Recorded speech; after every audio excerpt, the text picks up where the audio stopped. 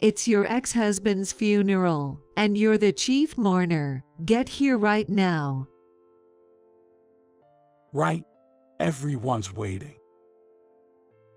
Receiving a call from an unregistered number, I answered with suspicion, only to hear my ex-mail start with something outrageous.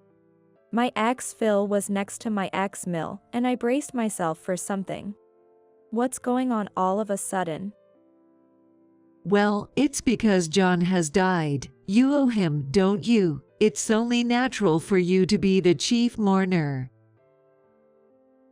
Am I the chief mourner? I had a headache because what they said was incoherent. But I attended John's funeral last year. What? Why would they be surprised? I had been informed about John's passing around a year ago and had attended the funeral. It seems in-laws probably didn't realize I was there. What do you mean?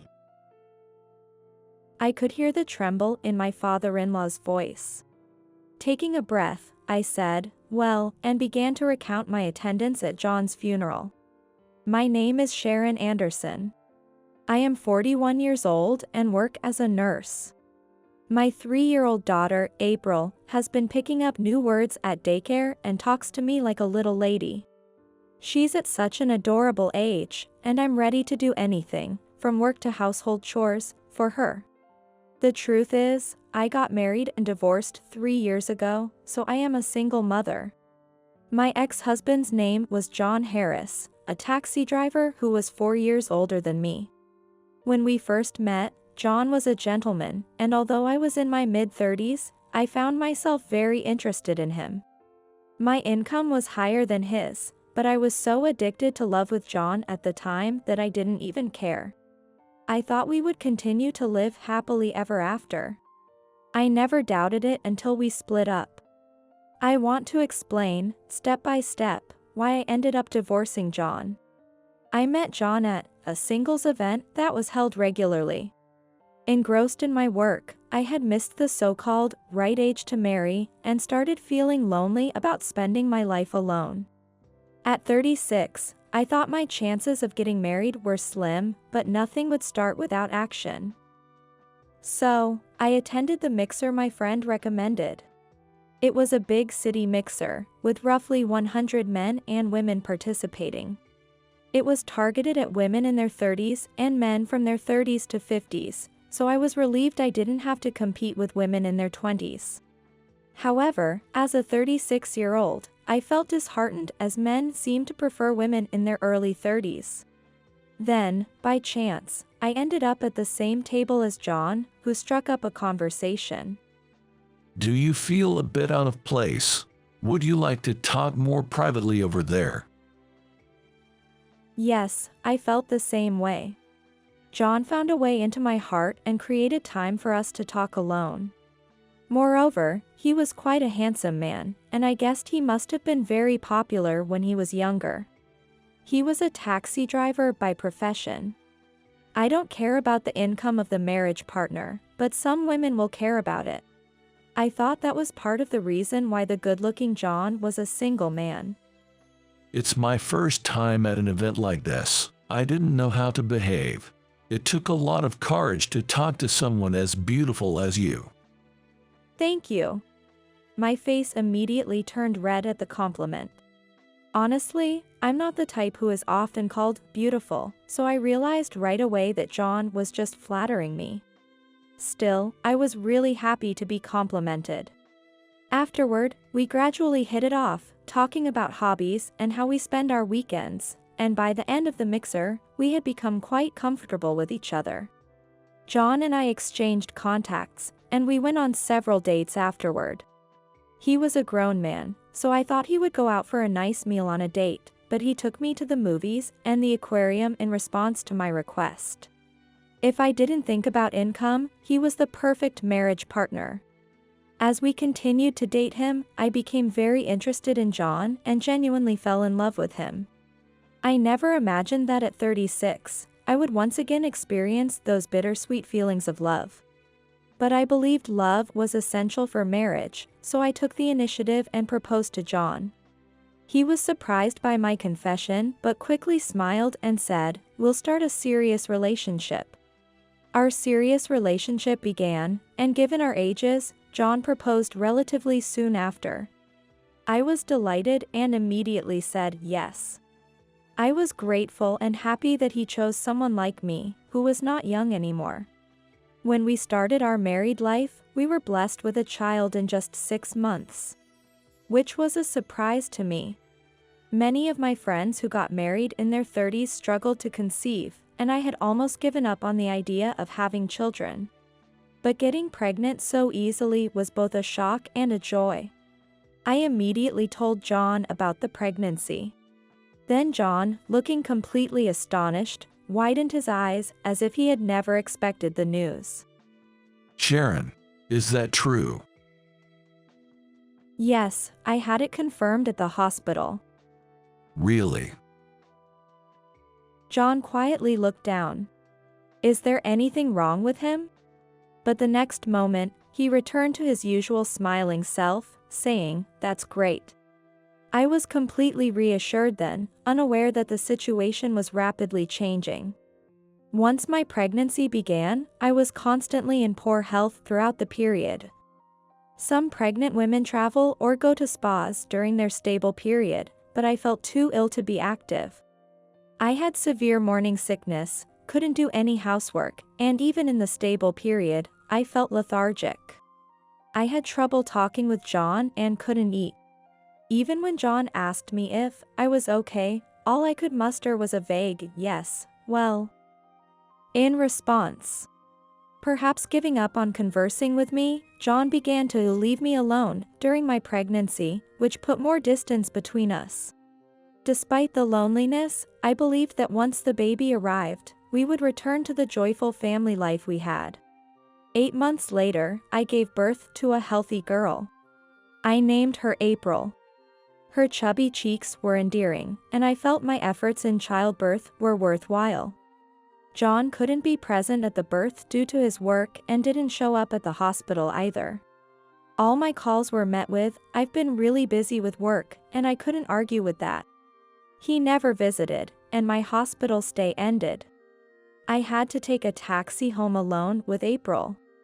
Looking at the taxi driver's back, I wondered if John was out driving too. As I entered our home, saying "I'm back," I was startled to see unfamiliar women's bag on the table. What was going on?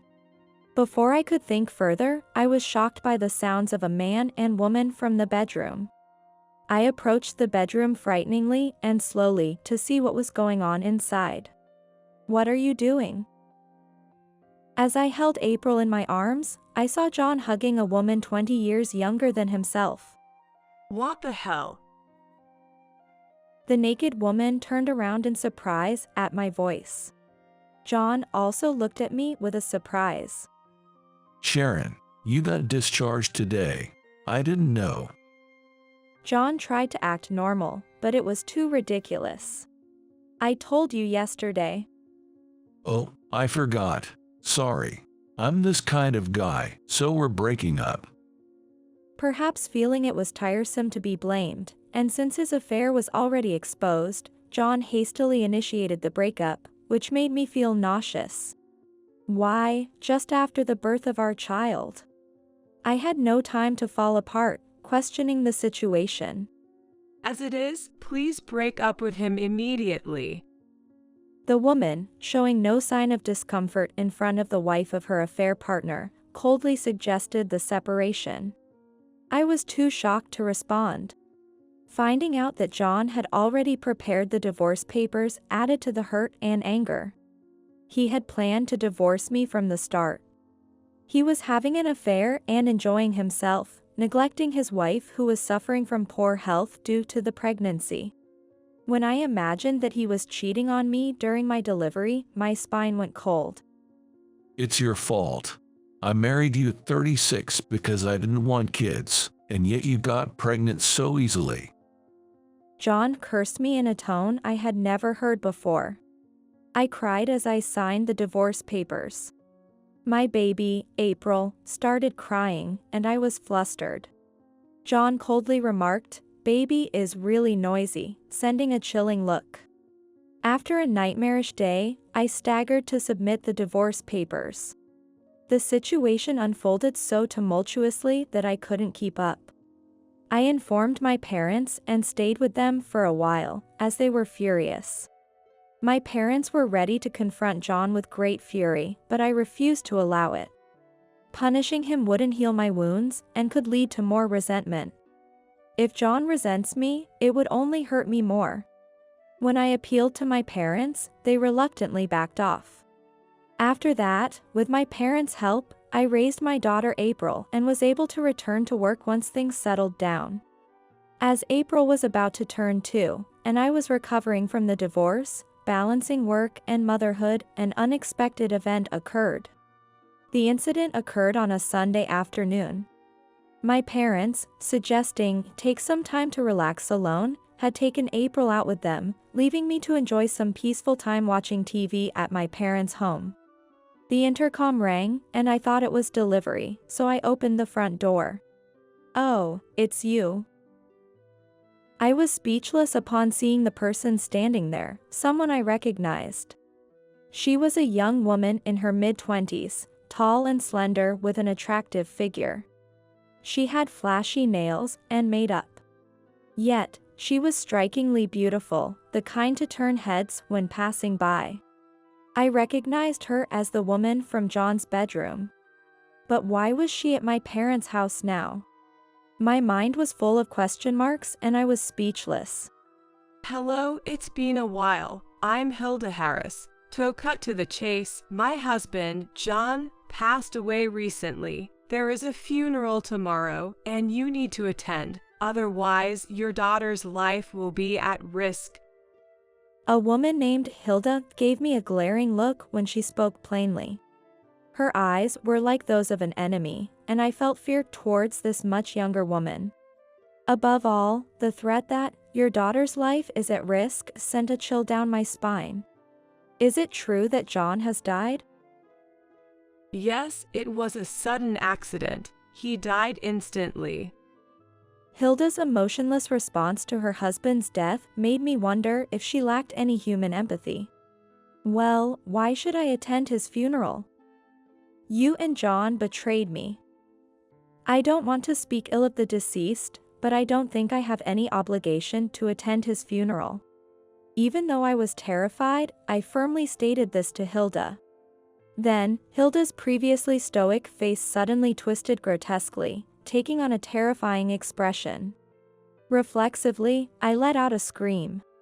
What a mess. If you don't come to the funeral, your daughter's life is at risk. Don't make me say it over and over. I shrunk to her low voice as if she were crawling on the bottom of the earth. Her drastic change and the words, "your daughter's life," took on a chilling reality. I realized that if I didn't comply, April could indeed be in danger. Especially since this woman knew where my parents lived and could easily target my young daughter. To protect April, I inquired about the location of John's funeral. Please bring some cash for the funeral. Hilda repeatedly emphasized bringing funeral expenses, and once her message was delivered, she left my home. I was paralyzed with fear for a while, slumped in the entranceway. Later, my parents and April returned. Seeing me in a daze at the entrance, my mother asked what happened. I only told them that Hilda had come to our house to inform us of John's death. I did not mention being threatened using April as leverage or being told to attend the funeral. The following night, after work, I went to John's funeral. I told my parents I was going out to dine with a friend from my student days, left April with them, and left home in casual clothes, changing into funeral attire at the venue. When I registered at the reception, Hilda looked at me expressionlessly. I just gave a slight bow and proceeded to attend the funeral. Seeing my in-laws for the first time in a while, they looked much thinner than when John and I had divorced. I had limited interactions with them, only during marriage introductions and Christmas holidays gatherings.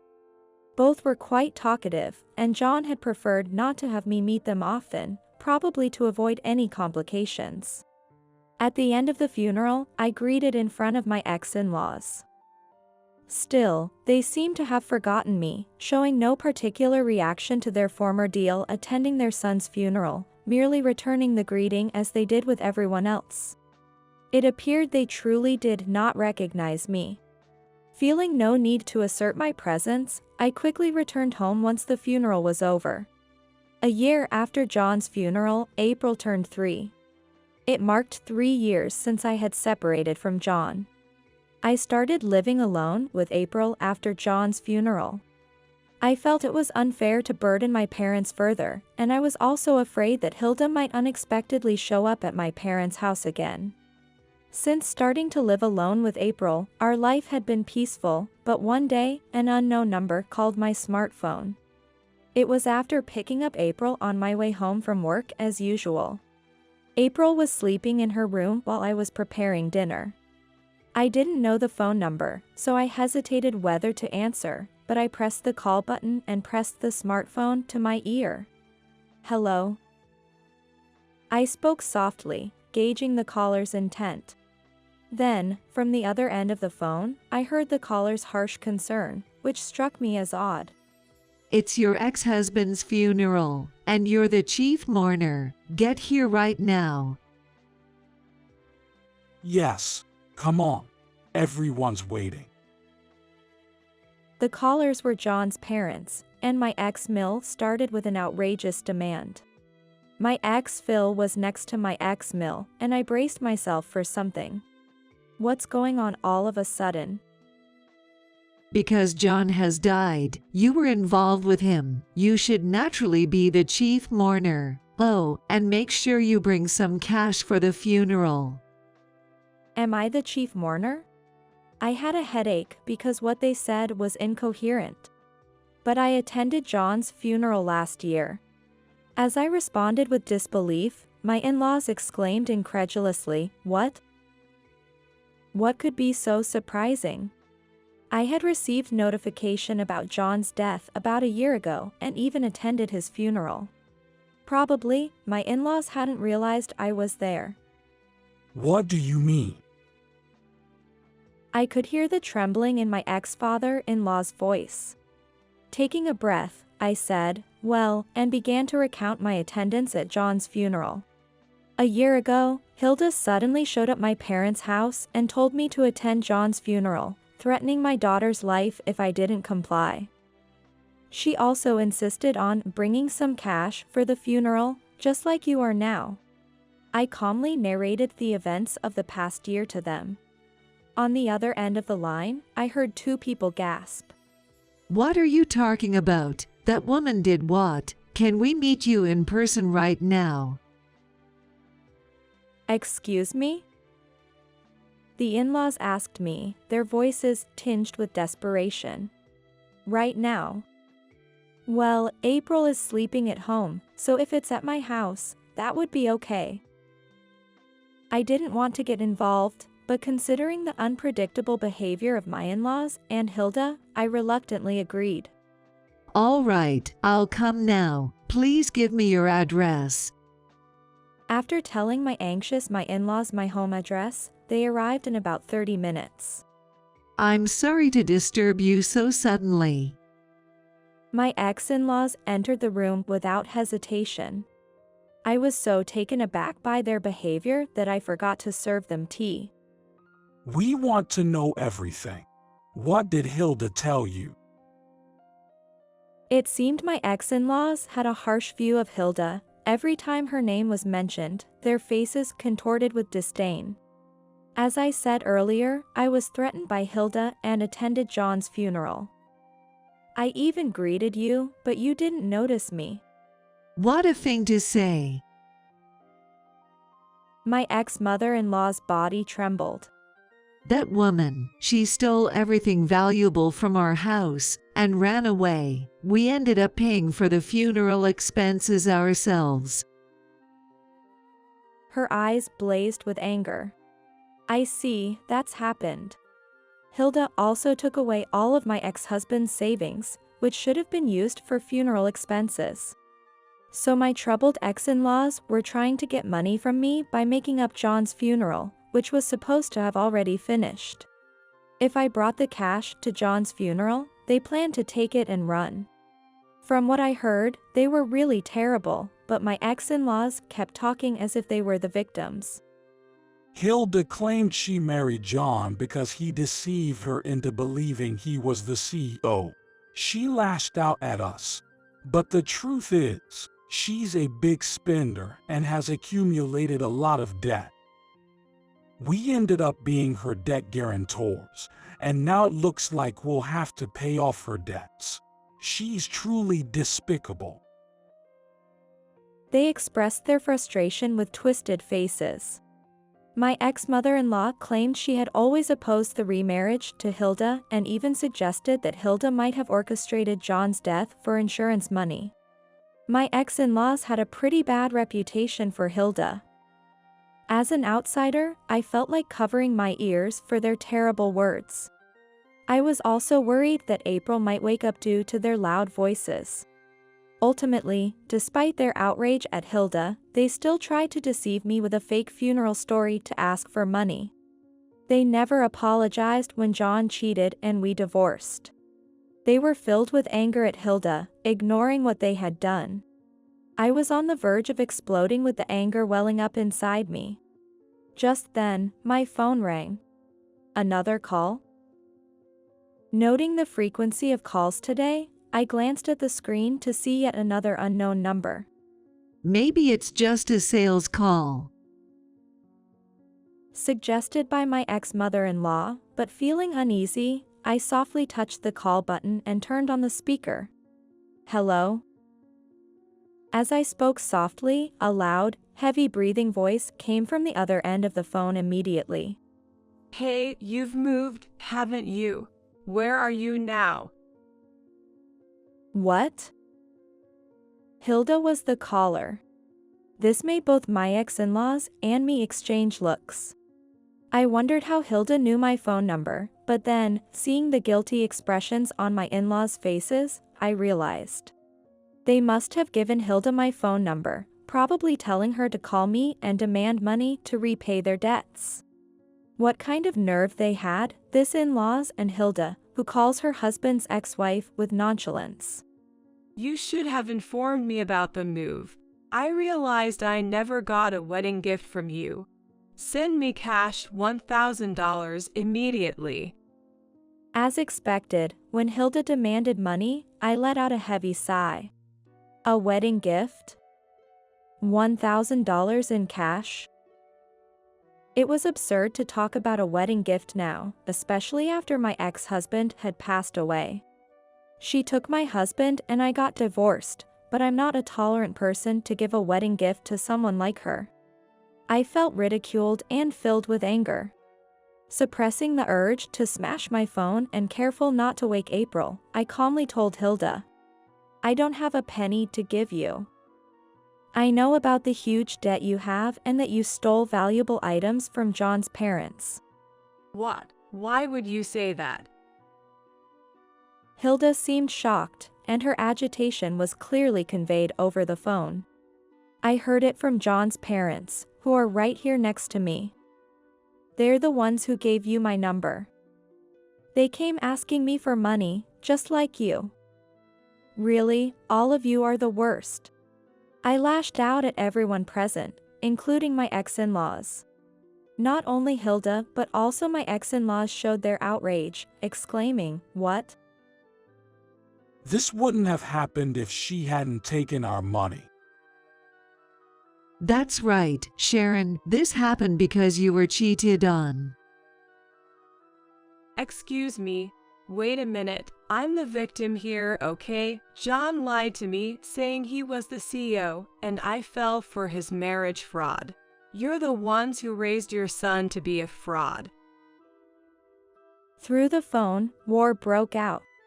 As I listened to each person's selfish assertions, my headache worsened. It's absurd that John's parents are brazenly causing a commotion in my house, and even more outrageous is the fact that I, the primary victim, am the one being blamed by them. I took a deep breath as they started fighting, feeling my head hurt. Let me say something. First, to John's father and mother, I am the person who was hurt by John. Isn't it wrong to ask such a person for money? I haven't even heard an apology from you.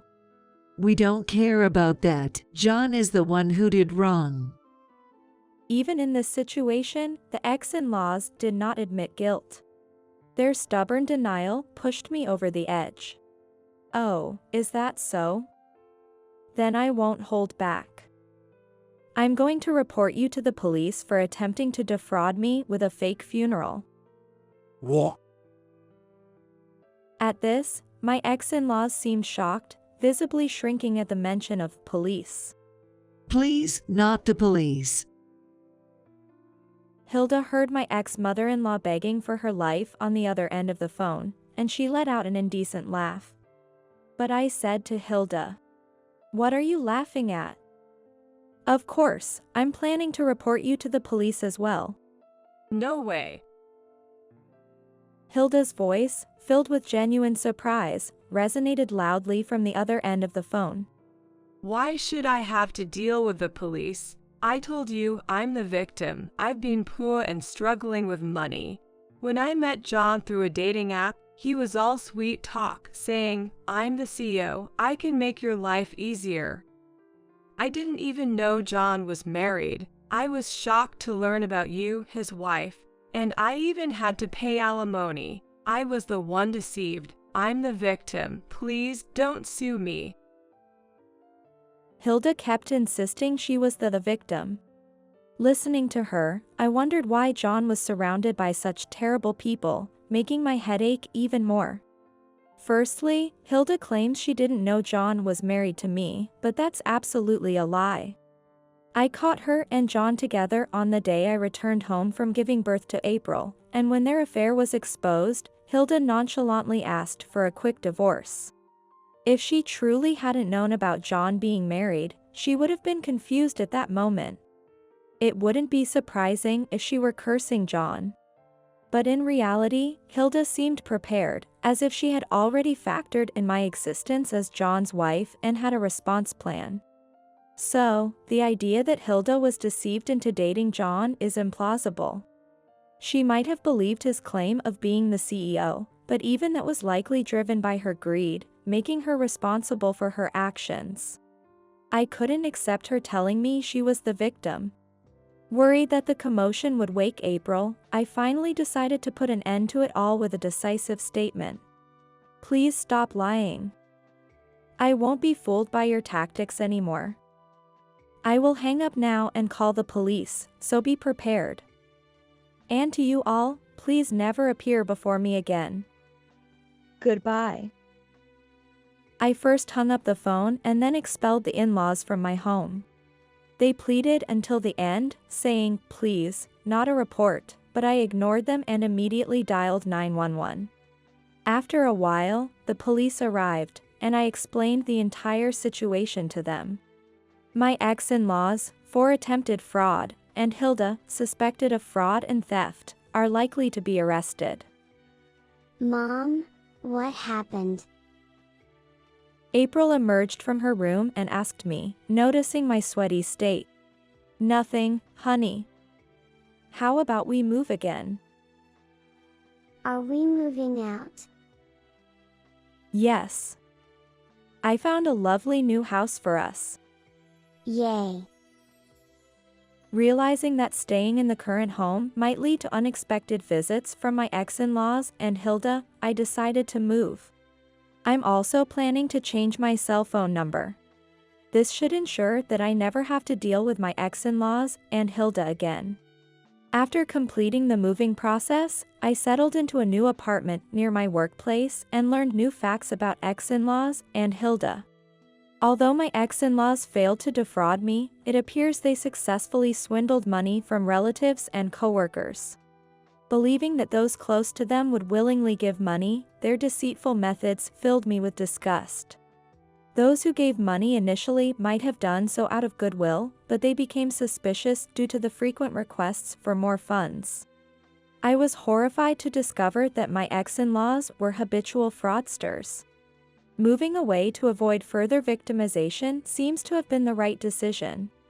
Hilda's claim that her parents were in poverty was a lie. She had amassed debt from purchasing luxury brand items. To repay her debts, she worked night jobs, reportedly feigning affection to her clients to have them lavish her with expensive gifts and accessories. It might not have been problematic if her clients were voluntarily lavish with gifts, but one of them realized he was being scammed in a romance fraud and reported it to the police. Hilda's numerous crimes have been uncovered, making her crimes even more serious. I don't want to be related to people like my ex-in-laws and Hilda who try to scam people for money. I hope they reflect on their actions and atone for their crimes while under police custody. Since moving, I've been able to live peacefully. There have been no calls from my ex-in-laws or Hilda, and April and I are enjoying our days together. April has recently found a boy she likes at preschool, and she tells me about him in a lisping tone of voice. Listening to her innocent feelings brightens my mood as well. I hope these peaceful days will last, praying daily as I head to work again today.